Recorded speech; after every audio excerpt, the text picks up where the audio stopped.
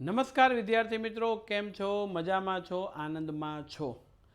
હાલ તમારા બધાનું સ્વાગત છે યુથ વિદ્યાકુલની ડિજિટલ ચેનલમાં. અને આપણે સૌ આજે ભણવાના છીએ ચેપ્ટર નંબર 6 ધોરણ 10માં પ્રકરણ નંબર 6 છે ને, બહુ મસ્તીનું છે, ભારતના સાંસ્કૃતિક વારસાના સ્થળો. મિત્રો, ક્યાંક ને ક્યાંક તમે જોયું હશે કે સાંસ્કૃતિક વારસાના જે સ્થળો છે, આ સ્થળોની અંદર ક્યાંક ને ક્યાંક તમે ગયા હોય, કયા કોઈ સ્થળની તમે મુલાકાત પણ લીધી હોય, એવા પણ સ્થળો તમારી સામે આવશે. અને એની જ આપણે એક પછી એક ચર્ચાઓ કરવાના છીએ. અને એ ચર્ચાઓની અંદર સૌથી પહેલાં મારે તમને વાત કરવી છે. હા મિત્રો, એક સારા નાગરિક તરીકે જ્યારે આપણે ભણી રહ્યા હોઈએ ને, ત્યારે આ સારા નાગરિકની વાત મારે કરવી છે. તો જો તમે અમારી પ્રતિજ્ઞા સાથે સહમત હોય તો કોમેન્ટ બોક્સની અંદર આઈ એગ્રી એવું લખજો, જે કરીને મને ખ્યાલ આવે કે તમે અમારી સાથે સહમત છો. હું ભારતના વિદ્યાર્થી તરીકે શપથ લઉં છું કે ગમે તેવી મુશ્કેલીઓનો સામનો કરીને ખૂબ જ મહેનત કરી પૂરા આત્મવિશ્વાસથી યુથ વિદ્યાકુલ દ્વારા ભણાવવામાં આવે છે તે પૂરી નિષ્ઠાથી ભણીશ, ખોટી વાતોમાં આવીશ નહીં, ખોટી કોમેન્ટ કરીશ નહીં. હું મારા ગુરુજી અને માતા પિતાનો આદર કરીશ. હું એવી દરેક પ્રવૃત્તિનો ત્યાગ કરીશ કે જે મારા લક્ષ્યને મેળવવા માટે બાધારૂપ હોય છે. બરાબર? ક્યાંક ને ક્યાંક જીવનની અંદર મુશ્કેલીઓ આવે અને એ મુશ્કેલીઓની સામે સરદાર પટેલની જેમ લોખંડી પુરુષ બની અને આપણે આગળ વધતા રહીએ. એ નામ સાથે ભારતને જેને એકત્ર કર્યા છે, કામ સાથે, આજે આપણે વિદ્યાકુલના પ્લેટફોર્મ ઉપરથી સરસ માહિતી મેળવીશું. ઓકે, પ્રકરણ નંબર 6ની માહિતી આપણે મેળવશું. ક્યાંક ને ક્યાંક ઘણા બધા એવા પ્રદેશો છે, ઘણી બધી એવી બાબતો છે કે જેની અંદર આપણે જઈએ છીએ. બધા જ ભારતના વારસાના સ્થળો છે. અને એમાંના સૌથી પહેલાં મારે તમને આજે જેની મુલાકાત કરાવી છે એ છે, હું એક બાજુ જતો રહું એટલે તમને ખ્યાલ આવી જાય. અજંતા ઇલોરાની ગુફાઓ શેના માટે પ્રસિદ્ધ છે, શું છે એની વાત કરવી છે. તો સૌથી પહેલાં મિત્રો તમને એક ચોખવટ પાડી દઉં કે અજંતા અને ઇલોરા બંને બોલાય સાથે, પણ હકીકતની અંદર બંને ગુફાઓ છે તે અલગ અલગ આવેલી છે. બરાબર છે? અને એમાં આજે પહેલું લઈશું અજંતાની ગુફાની વાત. એટલે અજંતાની ગુફાઓના ઇતિહાસની સરસ મજાની આપણે વાત કરવાના છીએ. અને આ અજંતાની ગુફાનો ઇતિહાસ છે અહીંયા. જો મિત્રો તમે અજંતાની ગુફાની મુલાકાત લીધી હોય, તમે ત્યાં ગયા હોય અને તમને મજા આવી હોય, તો કોમેન્ટ બોક્સની અંદર તમે ગયા છો ક્યારે, કયા વર્ષમાં, એ લખજો કે ભાઈ મેં અજંતાની ગુફા આ વર્ષમાં મુલાકાત લીધી હતી. અને ટોટલ તમે કેટલી વખત ગયા છો એ પણ લખજો. બરાબર? એટલે મને પણ વિડીયો હું તમારી કોમેન્ટ્સ વાંચતો હોઉં ત્યારે ખબર પડે કે મારા વિદ્યાર્થીઓ છે ઘણી બધી જગ્યાએ ફરવા પણ ગયા છે. ઓકે, તો આ સરસ રીતે આપણે અજંતા ઇલોરાની ગુફાની માહિતી આપણે મેળવવાના છે. તો અજંતા ઇલોરાની જે ગુફા છે એ ગુફા સ્થાપત્યની અંદર સૌથી પહેલી વસ્તુ તો એ છે કે મિત્રો ગુફા છે એ માનવ સર્જિત ખૂબ જ ધૈર્ય રાખીને, જ્યારે છીણીને હથોડીને કોઈ યંત્ર ટેકનોલોજી નહોતી ત્યારે માણસો છે આ બધાને થોડી કોતરીને એનો બનાવટ કરતા હતા. અને એવી ગુફા સ્થાપત્ય વિશે આપણે જ્યારે ભણીએ છીએ ત્યારે અજંતાની ગુફા એ આપણા માટે સૌથી મહત્ત્વનું છે. અને પરીક્ષામાં 3 માર્ક્સની અંદર આપણે પૂછી શકાય એવું પણ કહી શકાય. બરાબર છે? એટલે 3 માર્ક્સની અંદર પરીક્ષામાં આપણને પૂછી શકાય. તો અજંતાની ગુફાઓ એ મહારાષ્ટ્ર રાજ્યના ઔરંગાબાદ જિલ્લાની અંદર અજંતા નામના ગામે આવેલી છે. હવે જેવું ગામ છે અને ત્યાં આવેલી છે એટલે એ ગુફાને અજંતાની ગુફા તરીકે ઓળખવામાં આવે છે. અને સહ્યાદ્રી પર્વતને કોરીને, ખાસ ધ્યાન રાખજો, પર્વતીય વિસ્તાર છે સહ્યાદ્રી પર્વત, એમને કોરીને એટલે કોતરણી કામ કરીને ઘોડાની નાળ આકારે ઘોડાની નાળનો આકાર કોમેન્ટ બોક્સની અંદર મને કરીને કહો તો કેવો હોય છે, એટલે હું જ્યારે વિડીયો જોઉં ત્યારે મને ખબર પડે, ઘણા બધાને ખબર છે. ઓકે, હા, કોમેન્ટ કરી નાખ્યો ઝડપથી ઝડપથી ઝડપથી. ઓકે, ઘોડાની નાળનો આકાર કેવો હોય છે? મળી ગયું? તો યુ આકારનો હોય છે. બરાબર. હવે ધ્યાન રાખજો, ઘોડા આવી રીતના યુ, ABCDનો યુ આવે, યુ આકારનો હોય છે.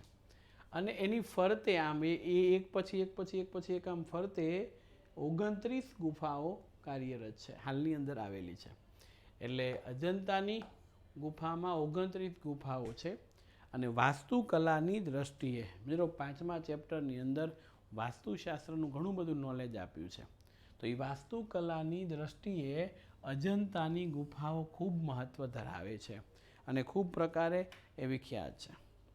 અહીં ગુફાને 2 ભાગની અંદર વહેંચી શકાય છે. એમાં પહેલું છે ચિત્રકલા આધારિત, આમ 2 ભાગમાં વહેંચે. એમ પહેલું ચિત્રકલા આધારિત ગુફાઓ છે તે, અને બીજું છે શિલ્પકલા આધારિત ગુફાઓ. હવે એમાં ભીતચિત્ર ઉપર આધારિત. ભીતચિત્ર એટલે શું? દિવાલો ઉપર જે ચિત્ર કરવામાં આવ્યા હોય છે એને ભીતચિત્ર કહેવામાં આવે છે. તો આ ભીતચિત્ર ઉપર આધારિત ગુફા નંબર 1, 2, 10, 16 અને 17. 1, 2, 10, 16, 17.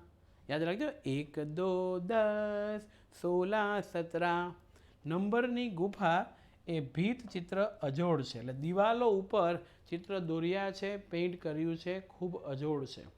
આ ચિત્રનો મુખ્ય વિષયમાં બૌદ્ધ ધર્મ છે. આ ધ્યાન રાખજો, જે આ ચિત્ર છે ને એનો મુખ્ય વિષય છે એ બૌદ્ધ ધર્મને લગતી કેટલીક આકૃતિઓ એને લખાણ કરવામાં આવ્યું છે અજંતાની ગુફાની અંદર. એટલે બૌદ્ધ ધર્મની સાથે સંકળાયેલો આ ભાગ છે.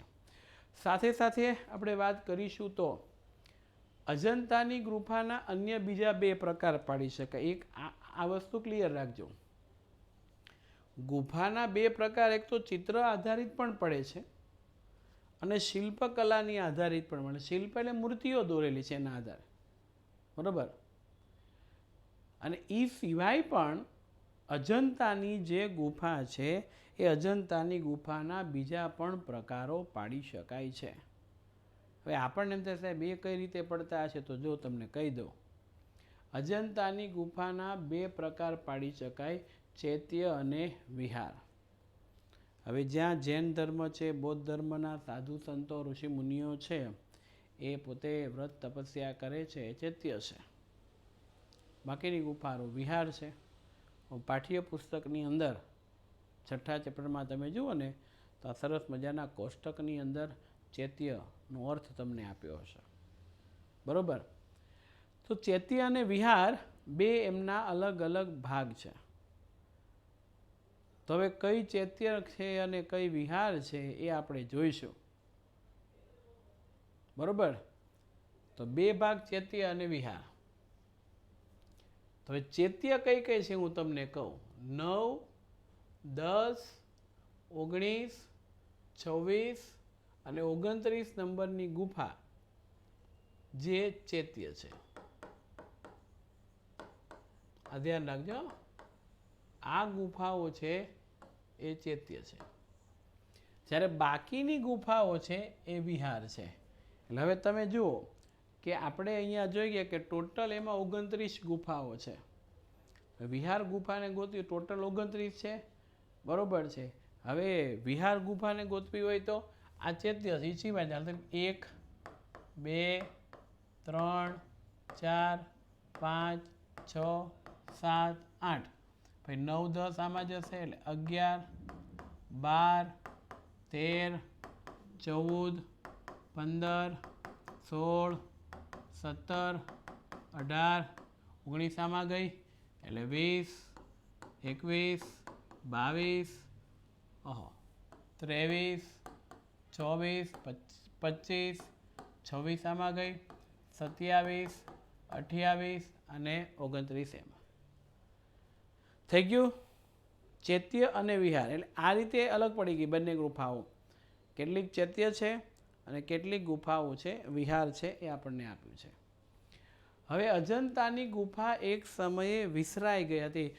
વિસરાઈ જવું એટલે કે ભૂલાઈ ગઈ હતી. અજંતાની ગુફા છે એક સમયે ભૂલાઈ ગઈ હતી અને ઈસવીસન 1819ના સમયમાં અંગ્રેજ કેપ્ટન, હવે ત્યારે ભારત ઉપર અંગ્રેજોનું શાસન હતું અને ભારતને આઝાદી મળેલી ન હતી, એટલે અંગ્રેજ અધિકારી કેપ્ટન, એનું નામ છે જ્હોન સ્મિથ, અને જ્હોન સ્મિથે એને સંશોધિત એટલે પુનઃ સંશોધિત એટલે શોધી કાઢી હતી. ખાસ ધ્યાન રાખજો, એક સમય એવો હતો કે જ્યારે લોકો ત્યાં જતા, પછી મિત્રો ખબર છે પ્રાચીન સમયમાં એક તો વાહન વ્યવહાર નહીં, પાછું સંદેશા વ્યવહારની સગવડતા નહીં, એટલે મોટા ભાગે લોકો પોતાના કામની અંદર વ્યસ્ત રહેતા. ઘરેથી કૃષિનું ખેતીનું કામ કરતા હોય તો ત્યાં, પશુપાલનનું કામ કરતા હોય તો ત્યાં, પણ એ ક્યારેય પણ બહારગામ બીજે કામ સિવાય જતા ન હતા, લાંબા મુસાફરીમાં નહીં, અને હરવા ફરવાનું એ વખતે બહુ કંઈ ખાસ હતું નહીં. એટલે બાબત એવી થઈ કે આ ગુફાઓ વિસરાઈ ગઈ અને પછી અંગ્રેજ કેપ્ટન જ્હોન સ્મિથ ફરતા ફરતા ત્યાં ગયા હશે અને એમને આ મળે છે, એટલે પુનઃ સંશોધિત કરી, બરાબર છે. અને અજંતાની ગુફાઓ પ્રારંભિક બૌદ્ધ વાસ્તુકલા એટલે બૌદ્ધ ધર્મની વસ્તુઓ છે એને આધારિત તૈયાર કરવામાં આવી હતી. અને ગુફા ચિત્ર એ પણ બૌદ્ધ ધર્મને લગતા ગુફા ચિત્ર છે, અને ગુફા ચિત્રની વાત અહીંયા કરી છે. અને શિલ્પકલાને ઉત્કૃષ્ટ ઉદાહરણમાં સ્થાન પામે છે. એટલે અહીંયા તમે જુઓ, બૌદ્ધ વાસ્તુકલા, ગુફા ચિત્ર, શિલ્પકલાના ઉત્કૃષ્ટ નમૂના આ ઉદાહરણમાં પામે છે. ઉત્કૃષ્ટ એટલે બહુ સારા. માનવીય હસ્તક્ષેપ, હવે અહીંયા ધ્યાન રાખજો મિત્રો, માનવીય હસ્તક્ષેપ, હસ્તક્ષેપનો મિનિંગ થાય દખલગીરી, માણસ એમાં દખલગીરી કરે છે. અને સમયની અસરથી ક્ષીણ થવું એનો મિનિંગ થાય કે જેમ જેમ સમય વીતે એમ આપણને ખબર છે કોઈ પણ મિલકત હોય, આપણા મકાન હોય, આ તો બહુ સારું કહેવાય, સદીઓ સુધી આ ગુફાઓ, જૂના મહેલો, ઇમારતો આવું ને આવું રહ્યું. આજે તો બાંધકામ કરે તો 50-100 વર્ષની અંદર એ પૂરું થઈ જાય, પણ એનું બાંધકામ ખૂબ જબરજસ્ત હતું. પણ ધીમે ધીમે કોઈ બાંધકામ ગમે તેવું હોય એને નુકસાન થતું જાય, એટલે ક્ષીણ એટલે નુકસાન થતાં ઘણા બધા ચિત્રોને નુકસાન થયું છે, એટલે ક્ષીણ એટલે નુકસાન થયું છે. અને અજંતાની ગુફાઓ તેની અનોખી કલા સમૃદ્ધિના કારણે માત્ર ભારતમાં જ નહીં પરંતુ વિશ્વ પ્રસિદ્ધ છે. આ ધ્યાન રાખજો, આખી દુનિયાની અંદર જાણીતું છે. એટલે જ કહેવાય ને, જગ ઘૂમિયા તાર જૈસા ન કોઈ. એટલે આવી અજંતાની ગુફાઓ છે, એના જેવી બીજી ક્યાંય નહીં. ચિત્રકલા, શિલ્પકલા અને સ્થાપત્ય કલાના અપૂર્વ સુમેળરૂપ. સુમેળ એટલે એમાં ચિત્રકલા સારી છે, એના શિલ્પો પણ ખૂબ સારા છે, અને સ્થાપત્ય એટલે આખું જેનું બાંધકામ છે એ પણ ખૂબ સારું છે. સુમેળ એટલે બધાનું ભેગું કરવામાં આવ્યું છે. અને આ ગુફાને થયેલા કલા સર્જનને ભારતીય કલાને વિશ્વમાં ગૌરવ અપાવ્યું છે. એટલે આ ભારતની કલા છે અને દુનિયાની અંદર ગૌરવવંતું સ્થાન એમના તરફથી આપવામાં આવ્યું છે. એટલે આ જે કલા છે એ અહીંયા, એટલે આ તમે ગુફા જોઈ રહ્યા, અજંતાની ગુફાઓ આપણે અહીંયા જોઈ રહ્યા છીએ. ઓકે, એટલે આ સરસ મજાની અજંતાની ગુફા ચિત્ર સ્થાપત્ય છે. અને માય ડિયર ફ્રેન્ડ, ફરી વખત હું તમને એક બાબત ક્લિયર કરાવી દઉં છું, એટલે તમને ભૂલ ન પડે. અજંતાની ગુફાના મુખ્ય 2 પ્રકારો જે પડે એ ચિત્રકલા અને શિલ્પકલાના આધારે પડે, અને એ સિવાયના જે પ્રકારો છે એ અન્ય પ્રકારો 2, એ ચૈત્ય અને વિહાર છે. ઓકે, એમાં 9, 10, 19, 26 અને 29 નંબરની ગુફા એ ચૈત્ય ગુફા છે. જ્યારે એ સિવાયની આપણે લખી 1, 2, 3, 4, 5, 6, 7, 8, 11, 12, 13, 14, 15, 16, 18, 20, 21, 22, 23, 24, 25, 27 ને 28 એ વિહાર ગુફા છે. યસ, અને અંગ્રેજ અધિકારી છે કેપ્ટન જ્હોન સ્મિથ, એ આને પુનઃ સંશોધિત કરે છે અને ઈસવીસન 1819ના સમયની અંદર. એટલે આ રીતે કમ્પ્લીટ તમામ કામગીરીઓ અહીંયા જોવા મળે છે. રેડી? એટલે આ મુદ્દો છે. અને હવે તમને ખ્યાલ આવ્યો હશે કે આ ખૂબ મહત્ત્વની અને અગત્યની ટૂંકનોંધ છે મિત્રો. 3 માર્ક્સના ક્વેશ્ચનની અંદર આ પૂછી શકાય એવી ટૂંકનોંધ છે. ઓકે, તો અહીંયા મારે એક વાત કરવી છે કે તમે યુથ વિદ્યાકુલની આ ચેનલને સૌથી પહેલાં તો સબસ્ક્રાઈબ કરજો, બેલ આઇકન દબાવજો, સારી કોમેન્ટ કરજો, વિડીયો ગમે તો બીજા વિદ્યાર્થીઓને શેર કરજો અને વધુમાં વધુ વિદ્યાર્થીઓ આ વિડીયોનો લાભ લઈ શકે એ માટેના પ્રયત્ન કરજો. ઓકે, તો ફરીથી આપણે એક નવા ટોપિક સાથે નવા પ્રકરણની વાત કરતાં મળીશું. ત્યાં સુધી રજા આપશો. આવજો. જય હિન્દ, જય ભારત, જય જય સામાજિક વિજ્ઞાન. જય હિન્દ, આવજો.